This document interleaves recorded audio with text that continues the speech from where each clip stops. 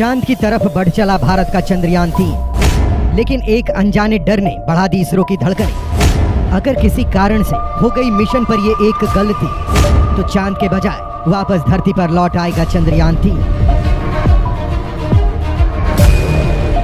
इसरो को क्यों मिले ऐसे सिग्नल? क्या हो रहा चंद्रयान-3 के साथ? इसरो ने प्लान बी पर काम करना क्यों शुरू कर दिया? दोस्तों, भारत की अंतरिक्ष अनुसंधान संगठन के मिशन चंद्रयान-3 ने अपनी सफलता का एक चरण और पूरा कर लिया है। उसने पृथ्वी के ऑर्बिट के सभी चक्कर अपने तय समय में पूरे कर लिए हैं और अब इसरो ने उसको चंद्रमा के रास्ते की तरफ इजेक्ट कर दिया है। अगर सब कुछ ठीक रहा तो 5 अगस्त 2023 तक यह यान चंद्रमा की ऑर्बिट में प्रवेश कर जाएगा। इसरो ने देर रात किए गए अपने एक ट्वीट में बताया कि उन्होंने यह तय समय पर इंजन को पृथ्वी की ऑर्बिट से इजेक्ट करने के लिए ऑन किया और उसको पर्याप्त एक्सीलरेशन देकर चांद की तरफ जाने वाले रास्ते पर भेज दिया। इंजन को एक ऑर्बिट से दूसरे ऑर्बिट में भेजने के लिए स्पीड देने की इस प्रक्रिया को वैज्ञानिक भाषा में इंजेक्शन कहा जाता है। इस प्रोसेस को इसरो की टेलीमेट्री, ट्रैकिंग और कमांड नेटवर्क इकाई अंजाम देती है। इसरो ने अपने ट्वीट में कहा कि हमारा अगला स्टॉप चंद्रमा है और इसके लिए पूरी इसरो टीम मुस्तैद है। लेकिन दोस्तों, क्योंकि इस बार का ये मिशन बहुत अहम है और इसे किसी भी हाल में चंद्रमा के डार्क साइड पर लैंड होना है। लेकिन दोस्तों, जैसा कि हमने आपको पिछले वीडियो में बताया कि इसरो इस मिशन की एक छोटी चीज को गहराई से देख रहा है और समझ रहा है। एक छोटी सी चूक भी इस मिशन को बर्बाद कर सकती है। और बात सिर्फ मिशन की नहीं है, बात है इसरो के भरोसेमंद लॉन्चिंग की, क्योंकि इसरो का सक्सेस रेशियो बहुत हाई है और बड़े बड़े देश भारत को लॉन्चिंग के लिए कॉन्ट्रैक्ट दे रहे हैं। हाल ही में भारत चंद्रयान-4 की भी तैयारी कर चुका है और इसके लिए जापान भी भारत के इस मिशन में शामिल होने जा रहा है, जो तकनीक में भारत से काफी आगे था। वहीं नासा ने अपने आर्टेमिस मिशन में इसरो को भी शामिल किया है। यानी ऐसे देश भी भारत के स्पेस प्रोग्राम का हिस्सा बनना चाहते हैं जो तकनीक में काफी आगे हैं। लेकिन दोस्तों, यहाँ पर इसरो की तरफ से जिस डर का खुलासा हुआ है, जो डर इसरो कार्यालय से बाहर आया है, उसने सबके होश उड़ा दिए हैं। करोड़ों लोगों के मन में डर पैदा हो गया है कि अगर इसरो ने एक हल्की सी चूक कर दी या तकनीकी कारणों से हो गई तो अपना चंद्रयान-3 चांद पर जाने के बजाय वापस धरती की तरफ लौट आएगा। जी हाँ, ऐसा हो सकता है। अब क्यों हो सकता है, कैसे हो सकता है और ये चूक कौन सी है? क्या इसे ठीक किया जा सकता है और या फिर ये इसरो के कंट्रोल से बाहर का काम है? ये सारी बातें हम आपको आगे वीडियो में बताने वाले हैं।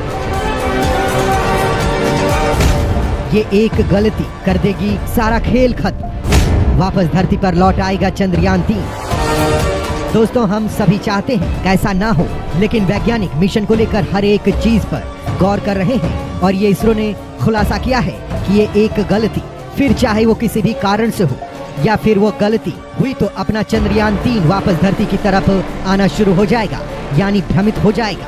वैज्ञानिकों ने जानकारी देकर बताया है कि चंद्रयान-3 इस समय 38,520 किलोमीटर प्रति घंटे की रफ्तार से चांद की ओर जा रहा है।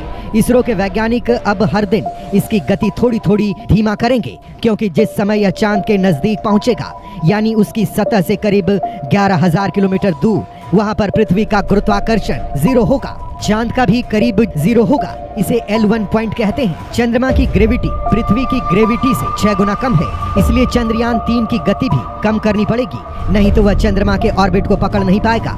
अगर ऐसा होता है तो चंद्रयान 3.69 लाख किलोमीटर से वापस धरती की 5वीं ऑर्बिट के पेरिजी यानी 236 किलोमीटर 230 घंटे में आ जाएगा, यानी करीब 10 दिन बाद। हालांकि ऐसा ना हो, इसके लिए इसरो के वैज्ञानिक लगातार काम कर रहे हैं और ऐसा होने पर क्या होगा, ऐसा इसरो के तरफ से कोई खुलासा नहीं किया गया है। हो सकता है इसके लिए इसरो प्लान बी पर भी काम कर रहा हो, हालांकि इस बारे में कोई जानकारी नहीं है। आपको बता दें कि 5 अगस्त से लेकर 23 अगस्त तक चंद्रयान-3 की गति को लगातार कम किया जाएगा। चंद्रमा की ग्रेविटी के हिसाब से फिलहाल चंद्रयान-3 की गति बहुत ज्यादा है, इसे कम करके 1 किलोमीटर प्रति सेकंड पर लाना होगा, यानी 3600 किलोमीटर प्रति घंटे की रफ्तार। इस गति पर ही चंद्रयान-3 चंद्रमा के ऑर्बिट को पकड़ेगा, फिर धीरे धीरे उसके दक्षिणी ध्रुव पर लैंड कराया जाएगा। अभी तक चंद्रयान-3 के इंटीग्रेटेड मॉड्यूल का मुंह चांद की ओर था।